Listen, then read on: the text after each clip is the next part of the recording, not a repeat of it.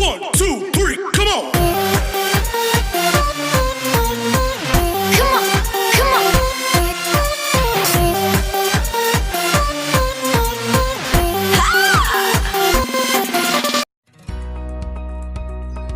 Oke teman-teman, Assalamualaikum warahmatullahi wabarakatuh. Kembali lagi bersama Bu Merta.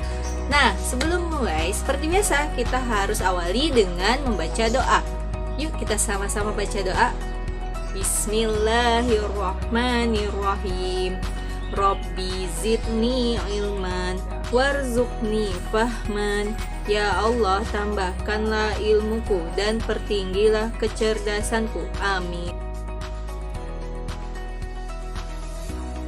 Kali ini kita akan belajar tentang kaidah kebahasaan dalam teks cerita fantasi atau teks narasi ya. Ada 3 materi utama yang akan Ibu jelaskan. Yang pertama adalah kata ganti. Lalu yang kedua, konjungsi waktu.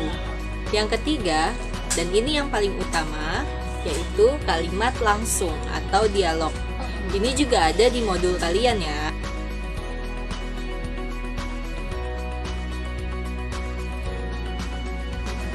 Yang pertama kita akan membahas tentang kata ganti. Apa itu kata ganti? Kata ganti adalah kata yang digunakan untuk menggantikan nama orang. Biasanya kalau dalam cerita tuh kata ganti juga bisa dijadikan sebagai acuan penentuan sudut pandang. Kata ganti digunakan untuk menggantikan penyebutan nama kita atau diri kita. Ini untuk kata ganti orang pertama. Tunggal artinya satu. Kalau jamak artinya lebih dari satu. Nah, untuk kata ganti orang pertama tunggal yang menggantikan diri kita bisa diganti dengan kata saya, beta, aku, hamba, dan lain-lain. Sedangkan untuk kata apa yang bisa menggantikan sekelompok orang yang ada kita di dalamnya bisa dengan kita atau kami. Jadi di sini penekanannya kalau orang pertama kita merasa dilibatkan ya. Sedangkan kata ganti orang kedua berarti mengganti penyebutan nama lawan bicara kita atau orang yang sedang kita ajak bicara.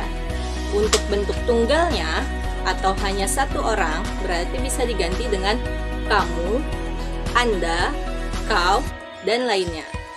Sementara jika orang yang kita ajak bicara banyak atau jamak, maka bisa diganti dengan kata kalian atau kamu sekalian.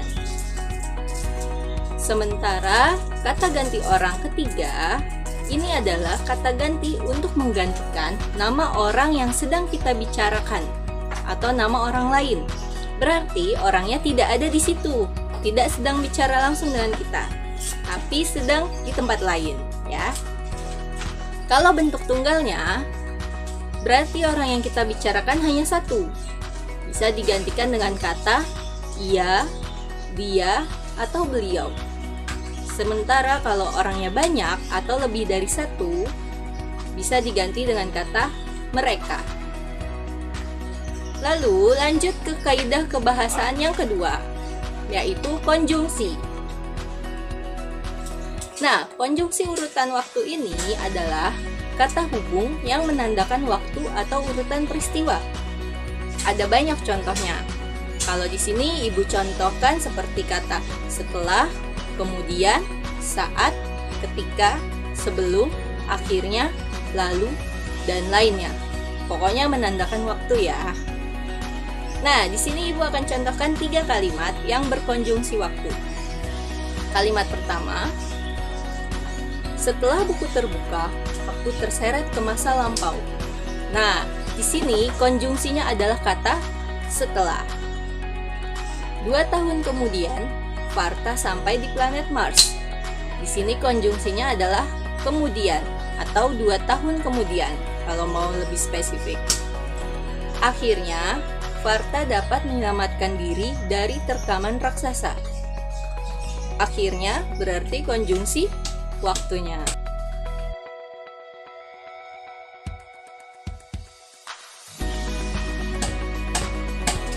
Nah, ini yang paling penting dan ini yang akan kita dalami lagi di pertemuan selanjutnya, yaitu penggunaan kalimat langsung atau dialog.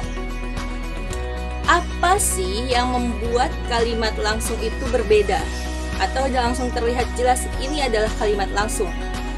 Ya, betul sekali, ada tanda petiknya atau ada tanda kutip yang kayak gini nih. Biasanya kan gitu ya kalau orang ngomong, itu tuh kamu dalam tanda petik gitu. Itu biasanya ya. Nah, itu salah satu ciri yang utama memang kalimat langsung itu sendiri. Apa maksudnya?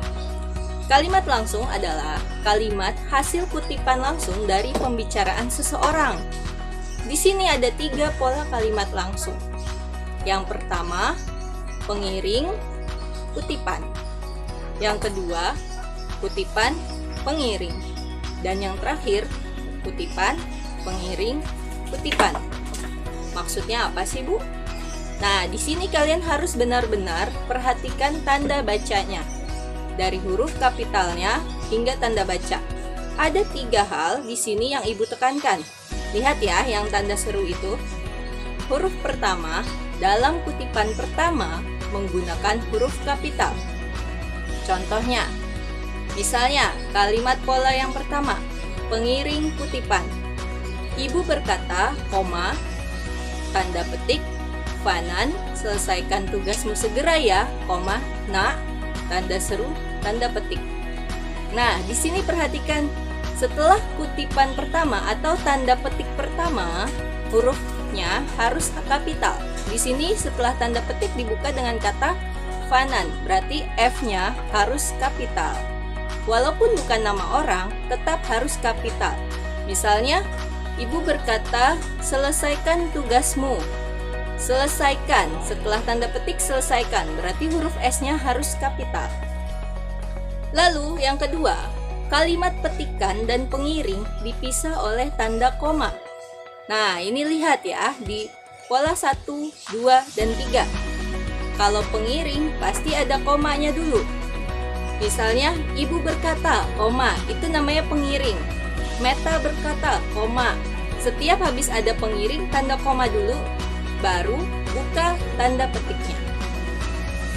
Lalu yang ketiga, kata sapaan menggunakan huruf kapital. Kata sapaan itu seperti kata panggilan. Contohnya, nak, ibu, kakak, adik, ayah. Bukan nama asli, tapi nama sapaannya. Lalu perhatikan contoh penulisan kalimat langsung yang ada di layar. Karena penulisan kalimat langsung harus sesuai. Di sini ada 3 kan ya. Yang umumnya biasanya sih 1 dan 2. Kalau yang ketiga ini biasanya ada di cerita-cerita yang cukup panjang. Contohnya kutipan, pengiring, kutipan. Nah, di sini boleh kalian lihat lagi. Ibu contohkan tanda petik, kamu harus banyak minum, koma, tanda petik, kata dokter, koma, tanda petik, lebih baik lagi kalau air hangat, titik, tanda petik. Perhatikan di huruf kamu. Itu setelah tanda petik pertama, kamu, K-nya kapital. Tapi di tanda petik yang kedua setelah kata dokter, tanda petik kedua, lebihnya tidak kapital. Kenapa? Karena itu merupakan lanjutan kalimat sebelumnya. Hanya di tengahnya dipisah dengan pengiring. Jadi sebenarnya itu satu kalimat, tapi dipecah 2, ya. Makanya tandanya di kalimat pertama bukan titik, tapi koma. Kamu harus banyak minum, koma. Menandakan kalimat itu memang belum selesai, tapi ada jeda. Kalau sudah selesai, harus ditutup dengan tanda titik. Lebih baik lagi kalau air hangat, titik, tanda petik. Nah, ini yang kebanyakan masih suka salah nulis nih, Ibu perhatikan. Tanda petik, baru titik. Padahal harusnya selesaikan kalimat dulu, tanda titik, baru ditutup dengan tanda petik. Nah, itu saja dulu tentang materinya. Untuk latihan, nanti Ibu akan share linknya. Lalu kalau ada pertanyaan, boleh japri Ibu. Kira-kira apa sih yang kalian dapat dari pelajaran ini? Apa sih pentingnya belajar kaidah kebahasaan seperti ini? Boleh ya, Ibu pengen tahu apa manfaat dari pelajaran kaidah kebahasaan, terutama 3 materi tadi tentang kata ganti orang, lalu konjungsi urutan waktu, dan kalimat langsung atau dialog. Ibu ingin tahu? Silakan kalian WA langsung ke Ibu apa faidahnya atau apa keuntungannya belajar materi ini. Oke, itu saja. Kita tutup dengan doa penutup majelis. Subhanakallahumma wa bihamdika asyhadu an la ilaha illa anta astaghfiruka wa atubu ilaik. Wassalamualaikum warahmatullahi wabarakatuh.